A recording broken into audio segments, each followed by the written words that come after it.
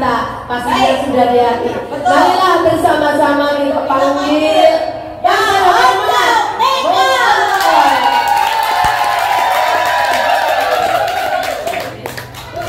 silakan duduk.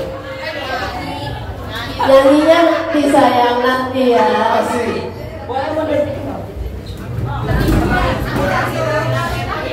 Beliau tinggi sekali ya ternyata. Ini yang pulang banyak. Assalamualaikum warahmatullahi wabarakatuh. Salam sejahtera untuk teman-teman saudara-saudara semua. Salam kenal. Masa tidak kenal saya? Kan banyak juga yang tak kenal kan. Mungkin yang nggak kenal saya mungkin kalau mungkin masih terlalu muda, yang mungkin udah tua banget kan. Jadi izinkan saya berdiri aja biar belakang.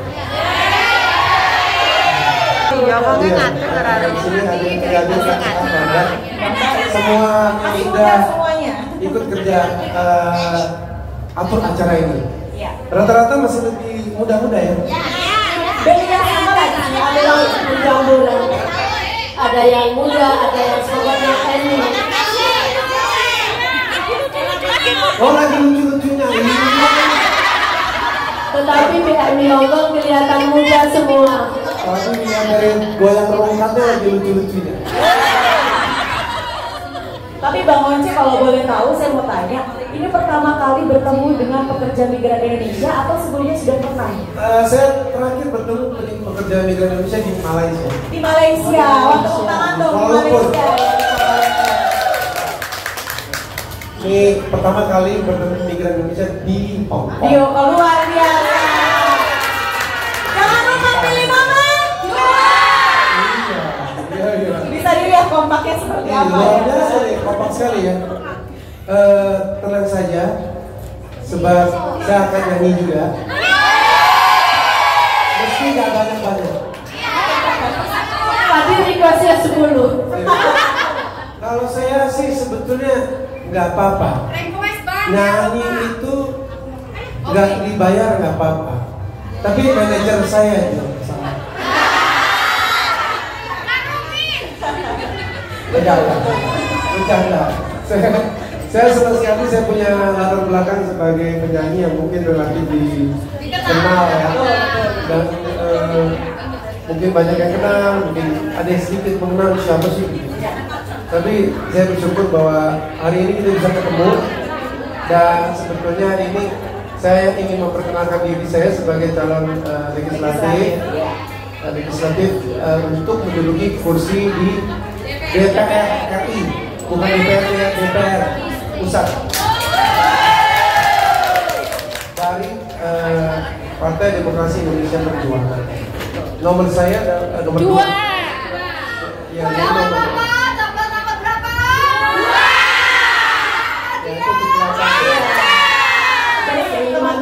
Memang udah ingat sekali Dari pagi sudah menanti. Betul. Oh kalau gitu nanti pas hari H-nya itu hari H-nya sih tanggal 14 Februari apa hari 13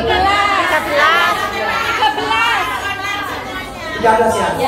Terus jangan salah nanti baunya pas tanggal 14 ya. Valentino, pas Valentino. Kalau 13 ini lebih cepat Anda daripada Indonesia. Oke. Lebih cepat. Jadi tanggal 13 jam berapa? Dari pagi. Karena kan di Hong Kong ini sekarang tidak ada TTS, jadi by post di Bang Once ya. Iya dong. Semangat semua ya. Iya. Terus harus. Sabar, pasti nyanyi pasti sebentar. Saya nyanyi satu lagu nyanyi, 2 lagu nyanyi, lagu ketiga saya nyanyi tapi dibayar. Ya.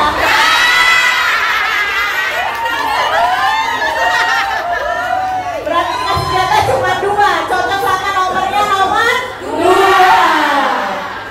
Ini lagi sehat saya. Ngomong-ngomong sini semua sehat ya. Di sini bersyukur nih. udara di sini bersih, seger. Kalau di Jakarta sekarang ini, dengar-dengar nih, udara lagi buruk-buruknya. Lagi lucu-lucunya buruknya. Lagi buruk sekali.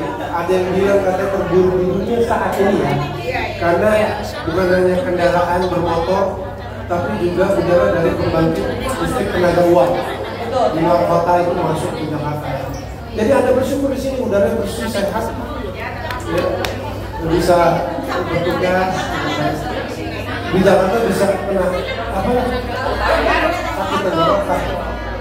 Jadi saya hadir di sini ingin kita saling menyemangati karena kita lagi ada di periode kegiatan kampanye untuk pemilu 2024 ya, untuk memilih presiden. Siapa presiden kita? Siapa wakil presidennya?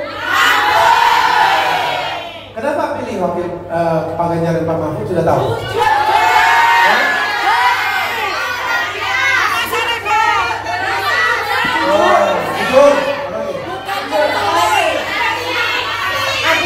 Anti korupsi. Apalagi? Berintegritas dan merakyat. Rakyat itu betul. Dan yang paling penting juga bahwa mereka, saya tambahkan, mereka itu berpengalaman. Betul. Dari antara semua yang lain, saya pikir ya, kita pikir mereka yang paling berpengalaman. Pak Ganjar sudah berapa kali jadi gubernur, Pak Ganjar? Sudah berapa kali Pak Ganjar jadi anggota DPR? Dua kali ya? Ini Pak Ganjar 2 kali jadi anggota DPR, 2 kali jadi gubernur. Gimana? Bagus nggak? Oh tahu? Baca. Pak Ganjar itu mampu menurunkan angka kemiskinan di Jawa Tengah secara signifikan. Dari tahun 2014 sampai akhir 2023 ada 4% kurang lebih itu angka kemiskinan turun di Jawa Tengah, dan itu hebat. Jadi banyak lagi prestasi lain ya yang diberi penghargaan bahwa itu provinsi ramah ibu ramah anak ya, dan dapat penghargaan juga dari Badan Pemeriksa Keuangan Negara BPK ya, bahwa pengawasan keuangannya baik. Jadi Pak Ganjar sudah menunjukkan prestasi. Jadi jangan kita memilih berspekulasi, memilih pimpinan sebuah negara besar ini dengan cara tebak-tebakan. Emang tebak manggis? Ya, emang nggak boleh kandidat. Ya. Harus yang berdasarkan pengalaman, punya prestasi, punya reputasi. Ya. Pak Mahfud pernah kerja di mana? Ada yang tahu? Betul. Pak Mahfud pernah jadi menteri apa? Betul. Coba angkat tangan, angkat tangan.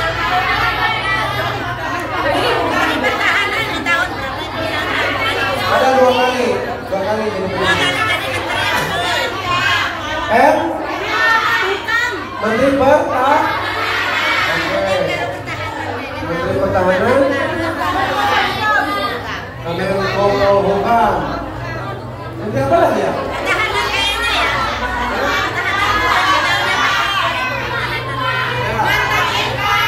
Ya, Ketua Mahkamah Konstitusi. Mahkamah Konstitusi loh ya, bukan Mahkamah Keluarga. Ya. Jadi, apakah Pak Mahfud pernah jadi anggota DPR? Ya, jadi lengkap ya. Pernah jadi anggota DPR, itu istilah kerennya lembaga legislatif. Jadi pernah di pemerintah, istilah kerennya lembaga eksekutif. Kalau di lembaga peradilan namanya yudikatif. Pak Mahfud sudah pernah di tiga-tiganya. Ya, saya jangan kita pilih orang-orang yang berpengalaman dan spekulasi juga. Ya, itu ya. Jadi Pak Ganjar dan Pak Mahfud adalah calon-calon pimpinan yang secara nalar secara apa ya, kita logika kita aja lah. Itu punya kapabilitas, punya catatan reputasi, tidak pernah kena masalah hak asasi manusia, tidak kena korupsi, ya, tidak kena masalah-masalah yang lain. Coba aja dilihat rekam jejaknya. Ya. Jadi kalau kita pilih pimpinan, ya rekam jejaknya ya, mereka orang yang bersih dan satu lagi yang dikatakan merakyat. Kenapa merakyat? Ya karena mereka pernah jadi rakyat biasa. Mereka pernah rakyat untuk Selamat datang yang kita tunggu-tunggu.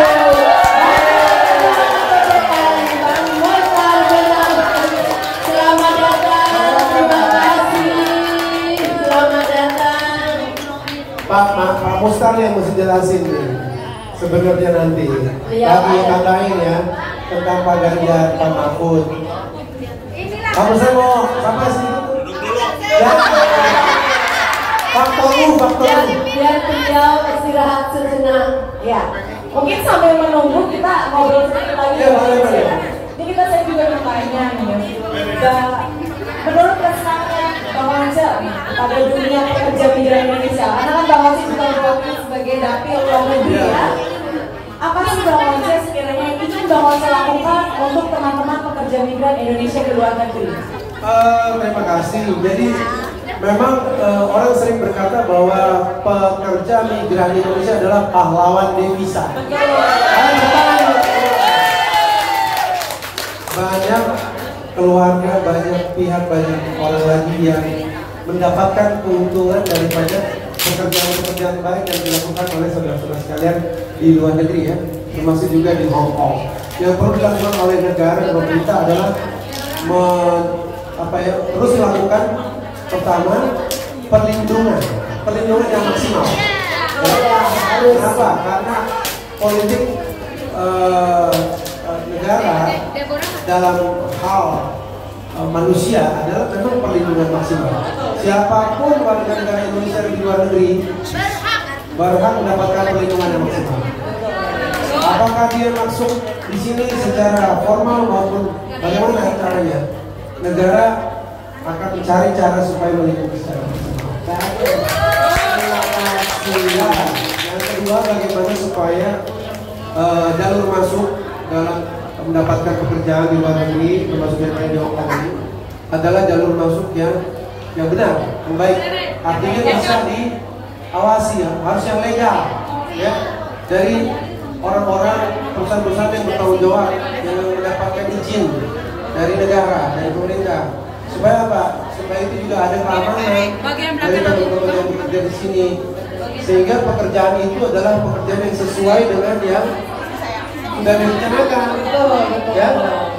Pekerjaan yang didapatkan adalah pekerjaan yang sesuai dengan direncanakan, di penempatannya juga sesuai tempatnya, ya.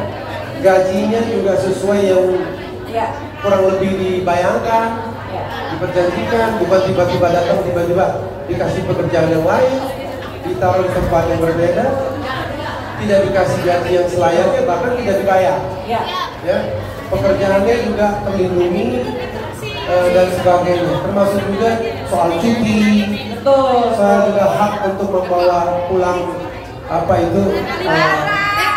barangnya, barang tentunya juga uang ya, sudah uang, dan tentu bagaimana yang terakhir teman-teman saudara-saudara semua mengembangkan kehidupannya setelah berhenti menjadi pekerjaan migran. Bagaimana pengembangannya nantinya? Jadi purna TNI juga, dan juga tak hanya di Hong Kong ya, Bang Once ya, tapi yang ada di Taiwan atau di seluruh negara yang ada tempat yang bekerja di Indonesia, yang difokuskan adalah untuk memberdayakan purna TNI Hong Kong.